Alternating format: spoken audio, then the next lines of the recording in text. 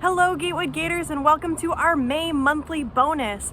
For the month of May, we get to celebrate all the beautiful flowers coming up. As they say, April showers bring May flowers, and so I hope you are enjoying the beauty that is all around you. For this monthly bonus, we're not only celebrating the fact that everything is blooming and gorgeous, but also it is Walk, Ride, or Roll to School month. Woo, woo.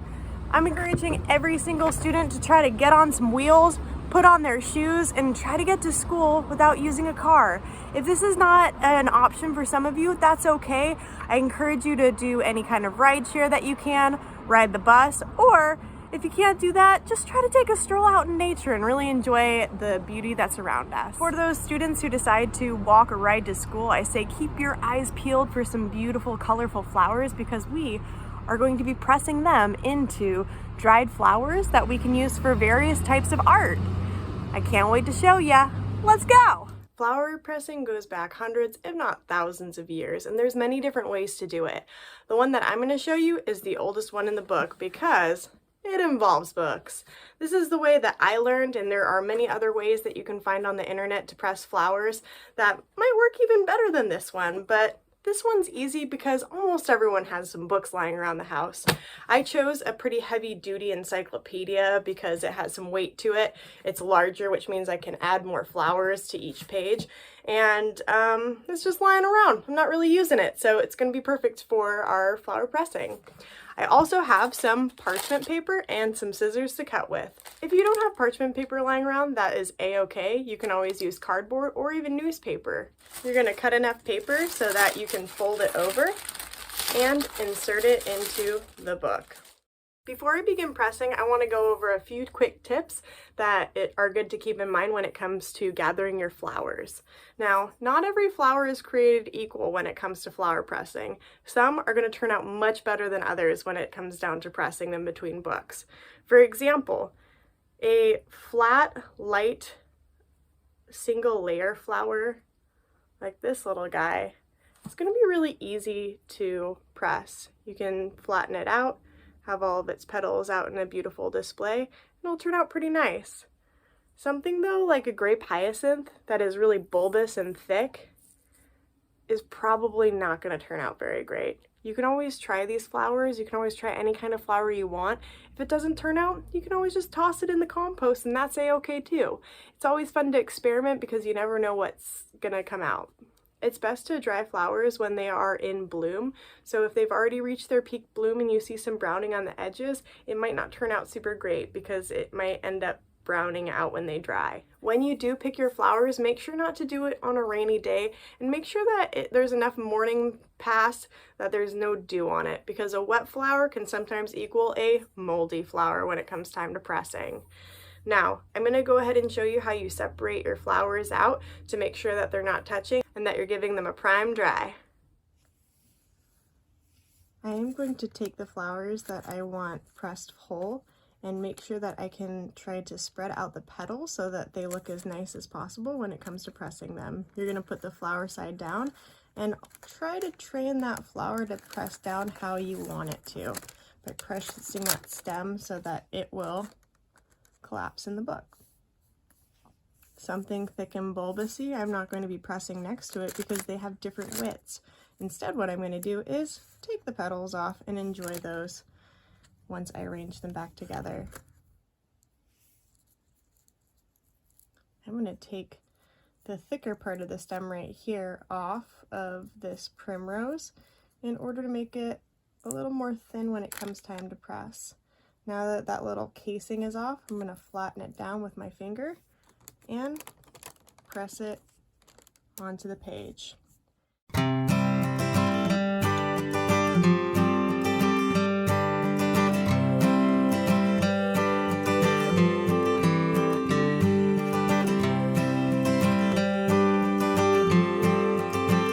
While I might might be able to add a few more flowers to this. I'm gonna call it good because it's better to have a little more space between your flowers than not enough and have them crush into each other, stick together when it comes to pressing and drying, or just come out a little wonky because there's too much moisture. The delicate part of pressing flowers is how to close the book as nicely as you can, making sure your flowers are not touching together.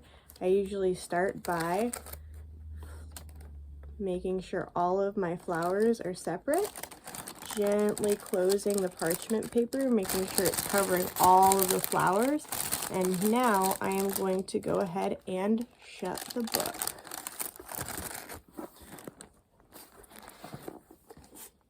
Ta-da! I'm going to go ahead and make sure that there is some weight on this book by adding a couple more books. This will help the drying process and it will flatten out your flowers a little more.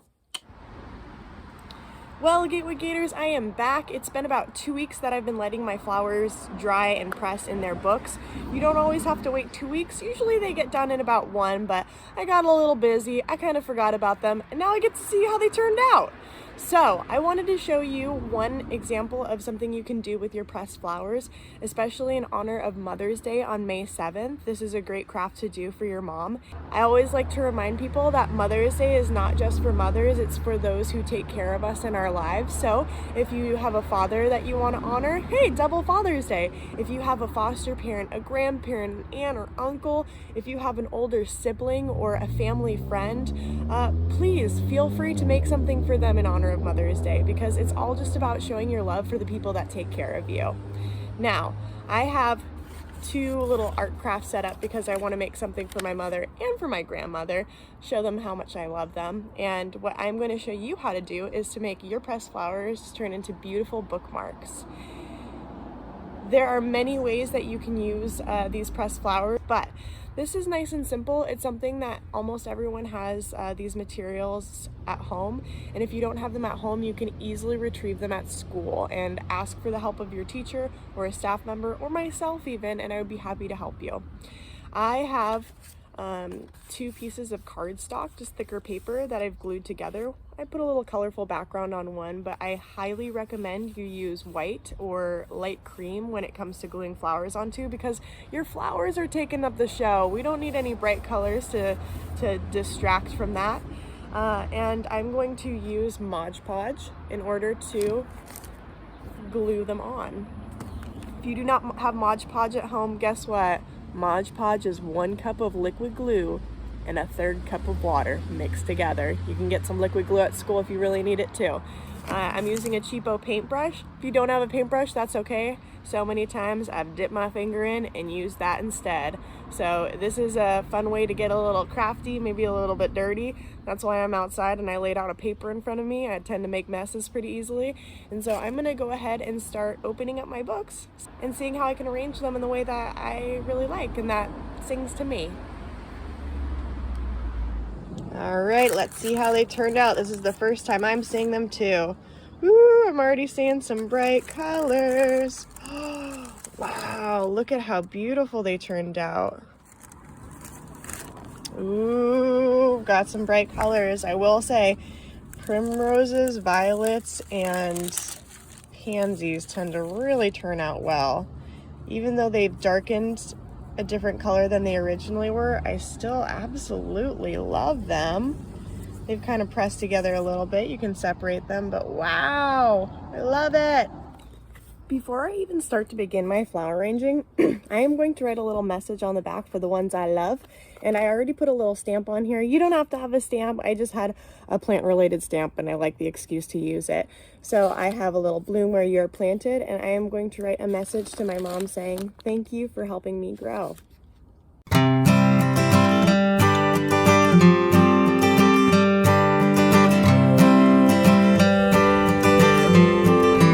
One more thing that you can do with your bookmarks that is totally optional is to put a hole punch at the top so that you can put some ribbon through it. If you do not have a hole puncher at home, there are a lot at school, so you can always borrow one. I'm going to just put a punch into the white part so that way it is a little thick, a little bit more sturdy, making sure I'm not cutting off any of my writing, and boom. Let's begin, shall we? Before you even get started touching your glue, you are going to put your flowers how you want them to be put before you glue them down, because there is an art form to arranging it, and sometimes if you get a little ahead of yourself, you'll glue something down and say, oh my gosh, I really want this here.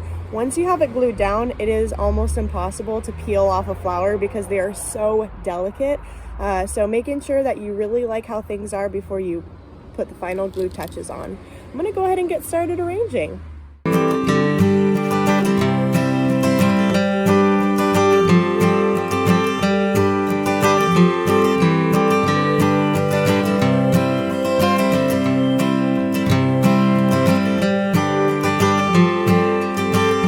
I think I have arranged them to the way that I like it. I tried to be very symmetrical, which means that if I put a blue flower on one side, I'm going to put it on the other. If I find a pink one in one corner, I'm going to add the pink to the other. That way I make sure that it kind of is balanced. I took a big flower, one of my bigger flowers, and put it in the center as my centerpiece and built off of that. But as I said, there's no going wrong. Be as creative and fun as you want. Sometimes less is more, sometimes more is more. It is your choice how you want to arrange it. I'm going to go ahead and start gluing it down. It's important to be very careful when it comes to gluing, just because your flowers are very fragile and delicate. So just picking them up as gently as you possibly can in order for them not to break. If they do break, guess what? You can always put them back together like a little puzzle piece on the page and you won't even tell. And if you do tell, it's just a little bit.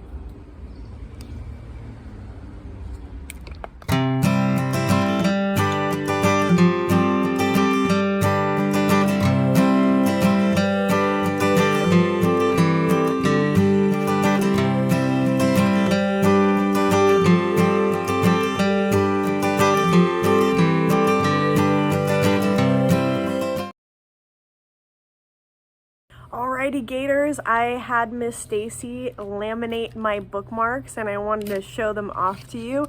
I cut them to the edges so they have a nice pretty sheen to it. If you want your bookmarks laminated, Miss Stacy said, guess what? I will do that for you as long as you put your name on the bottom and either your teacher's name or your class number, so that way she knows who to bring it back to.